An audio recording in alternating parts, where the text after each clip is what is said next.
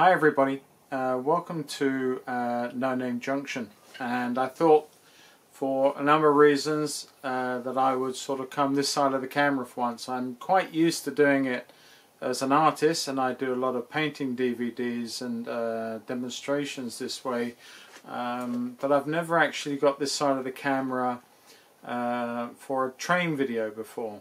So I thought it was a first for a couple of reasons, because I actually only got into railway modelling 1 year ago, almost to the day, and so I thought it would be nice to put a face behind my adventures and to celebrate my first anniversary. A lot of I do apologise. This is unscripted, it's just off the cuff, but it's a bit of a mix. It's my No Name Junction is No Name Junction because I can't think of an appropriate name for the layout, and I've been calling it that now, so maybe it will stick. The other thing is that I have done some work during the month of October, and I wanted to share that with you. You have to bear in mind that my layout is sort of 2.5 meters by approximately 6 by 8. And it was only ever put together in the centre of my garage as a trial. It's one where all the mistakes I could make, and I've made a lot, were going to be made before I convert the garage to house a larger layout, which is I wanted to see if I enjoyed the hobby. I wanted to see if I enjoyed modelling, and I've sort of learned in the year, apart from it being extremely expensive, that I sort of enjoy so many aspects of it, you know, from just the trains running around, of course, but also the scenics, and I've got into like making my own materials, you know, from making my own flock and ground cover, having bought some of the proprietary ones, making my own now. Scratch building, just started scratch building. Not very good at it, but I'm learning, and I've been relying on good friends to help me out with the engineering side of things, you know, when trains go wrong, or fitting this and doing that to them. And again, I sort of started looking at that now, and I sort of fitted a couple of chips, and I fitted a sound chip, and I fitted another one and promptly blew the whole thing up, but that's, I suppose, a matter of course. I think that there's a problem with the chip, because I later fitted a standard chip and it worked fine, but that's another story. That's just one of the ups and downs of modelling, I suppose. But I wanted to sort of just anyway share this with you, and celebrate my first year in railway modelling, and it's been up and down. It's been good days, been bad days, been very frustrating at times, and I've had a lot of fun. I met a lot of nice people too.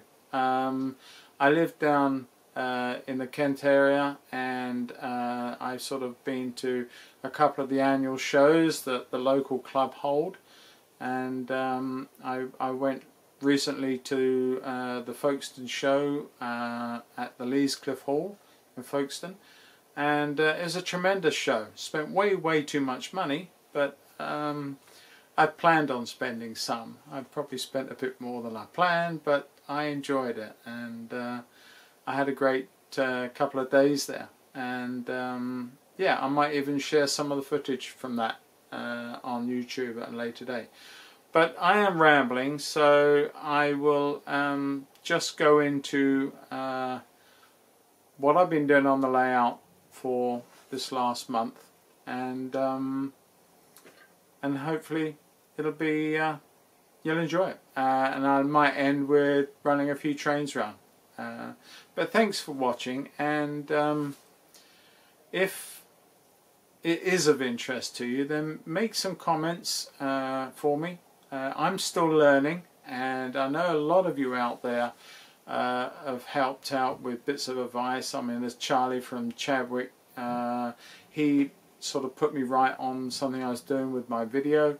Fantastic, thank you for that, Charlie. And other people too. You know, I watched so many videos, I learned so many things, and keep those coming, because I'm eager. I'm like a big sponge, and I'm just soaking it all up, and I'm learning as I go, but I'm making mistakes too. But that said, I wanted to sort of say a quick hello to, or thanks to, a couple of people as I go into what I've been doing, because had it not been for certain things, I'd have made even more mistakes. So anyway, if you like it, pass some comments at the end for me. That'd be fantastic. And like it and subscribe. More than anything else, I'd like to build some form of audience. I subscribe to a lot of you guys, and rightly so, because you've got some fantastic input. I don't have such input. I wouldn't even dream of sort of suggesting that I can teach people how to do anything. But from time to time I shall put out how I do something, or how I've learned from everyone else how to do something. And sometimes I might tweak it a little bit to maybe make it a little better. I don't know if it's possible.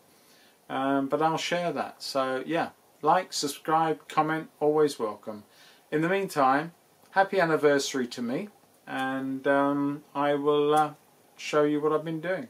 Thanks for watching. Bye for now. Hi, welcome back to this October update, and I want to say a thank you to Model Rail.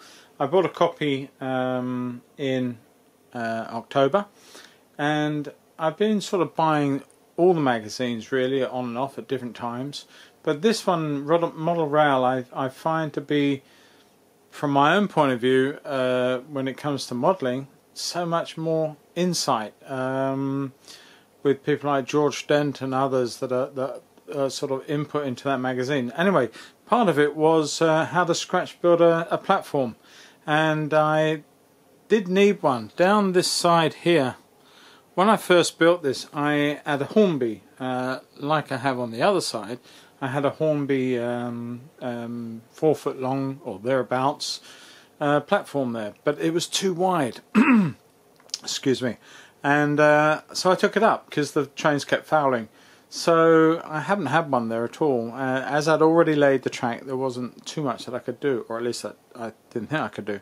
So I saw this and I thought, well, I've got, as an artist, I also do a lot of framing, and I have an awful lot of mount board offcuts. So I made my own, or at least decided to make my own platform. I still got it a little bit wrong on the size. I had a nice little overhang on each side to take the brick effect, and I sort of had to trim some of that back. Not the best, but I will learn for another time. It's not finished off yet. I've done the top. I used the mount board as per instructions. I then from another source on YouTube realised how to use the commercial grout, which I sort of put over the top of the board, let that dry, and then painted it up. I've still got the white lining to do, etc. I used the plasticard, and I've learned, and the first coat of the brick colour is on. I'm waiting for that to dry overnight now before I continue. And while I was at it, I sort of modelled what I wanted here was 2 platforms on a curve to take a Scaledale goods shed. I know you would normally have goods sheds on a straight, and of course unfortunately, because it's on a bend, I can only pass small wagons through. I can't. These long bolster wagons with these girders will not travel through, and nor will the larger trains. So I've rather isolated half my fleet over there. But it's as I said, this is always just a demonstration piece, or not demonstration piece, but a learning curve. But I created 2 more platforms here so that these lorries can pull up, back up, receive goods from here. I've played around with the old concreting that's been on the top of the platforms, dirted it, mudded it, still playing around with it. I've also been, like the other bit, I've been doing the plastic card and the abutment, and also using the edge of the plastic. I don't know if you can see that, where I've got the relief that would normally be seen at the top of the brickwork underneath the platform. I've tried to do that as best I can. I'm sure if I took even more time I would learn to do it even better, but these are just a practice. And indeed, while we're on the subject of the goods shed, there was also an article in the same magazine of taking buildings and making more of them. So I took this scaled down goods shed, I give it another weathering, further weathering, but I've also added things like climbers and greenery as it's been neglected, or however, and you can see, and that will now sit down on here once it's got set up properly. I'll also do some further weathering here, some bits of grass and stuff coming off here when it's all set up, but it's just nice now that there's a nice piece of platform entrance at the front where loads can be got ready for lorries and one thing or another. Trains will come around here. There's also an offload here for anything that needs it, so it's got two aspects to it. I know it's not probably what would have ever happened. I'm sure they didn't put these things on bends, but it's where I could only place I could put this, and so it was just a nice project just to build this, see how it turned out, learn from the mistakes that I make on this to take into the future. I've still got a bit of finishing to do, more work on the brickwork and some powders at the end of that, so hopefully in November I'll have some finished platforms in place for you to see. But again, please, at the end of this, like, subscribe, but moreover, comment if you've got something useful to say. I'm going to end up by having a little running session. There are some additional things that I bought in the local Folkestone show.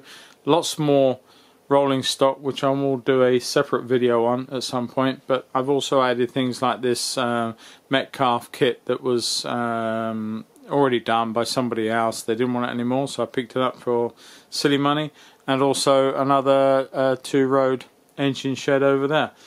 Nice. I've still got the cowls and the roof areas to put on my three-road shed over the back there.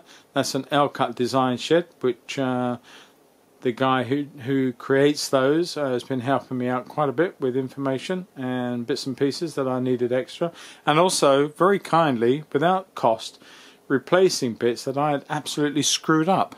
So that's all credit to him, and a really nice chap to boot. So I can't recommend L-cut designs and their laser cut products enough. And I just want to say, I think it's Galgom model railway. I hope I haven't mispronounced that. But the gentleman there done a tremendous job scratch building and brick effects, and it's his videos that I'm been watching also to learn how to do the bricking here and how to do it. I hope I'm doing it justice to the gentleman. But many thanks to you for all that input. Regards to building bricks and buttresses and different pieces. I've used that a lot. Anyway, enough. I'm rambling, so I shall end with a running session. Please like, subscribe, as I keep saying, and comment, and I'll end up with a little running session and come back to you with some more in the near future. Thanks for watching. All the best. Bye bye for now.